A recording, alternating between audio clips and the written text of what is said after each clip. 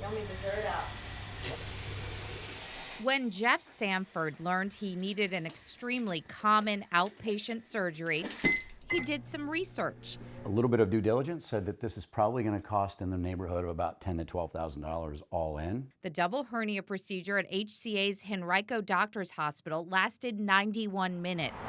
He was home within hours. But then we received a bill from Henrico Doctors for over $116,000 for outpatient surgery. You heard that right, $116,000. I first thought it was an error. I'm like, there's no way that this could cost this much money. Among the charges, $45 for an oxycodone, $1,700 for scissors, and more than $18,000 for 2 kits of 10 milliliter Tacil topical. A quick search of drugs.com shows they charge a little under $700 for 1 kit, meaning HCA charged Sanford 12 times that amount. I was dumbfounded then, and I'm still dumbfounded. Sanford's Christian Health Share agreed to pay $50,000 toward the bill. I kind of look at them and ask, how do you justify that?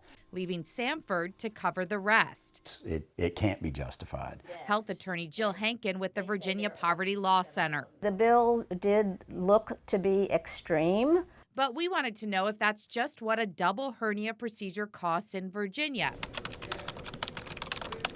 So we reached out to Virginia Health Information. VHI collects healthcare data from around the state so consumers can compare prices for various procedures.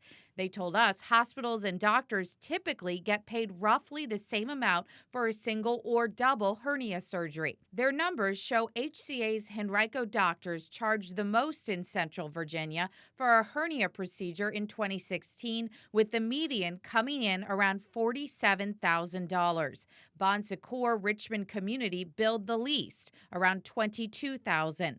None of the numbers even come close to Sanford's bill of $116,000.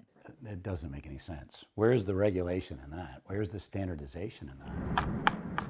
But Jennifer Obenchain with the Patient Advocate Foundation says it's perfectly legal. Can hospitals charge whatever they want for procedures? Unfortunately, yes. So 0 caps when it comes to a hospital charging the patient for a procedure? Correct.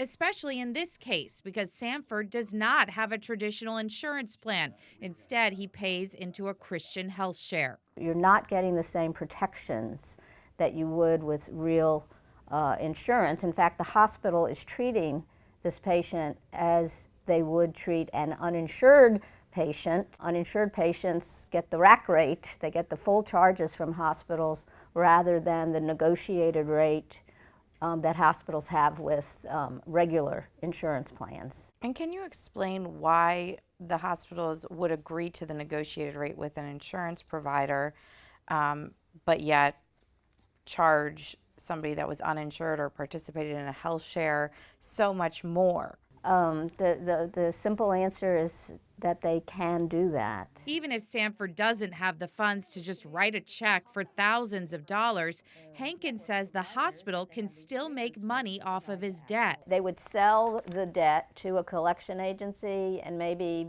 let's say, even 10% of it. They'd pocket $7,000 and they're done. A scary situation. It's been a constant point of frustration, to say the least.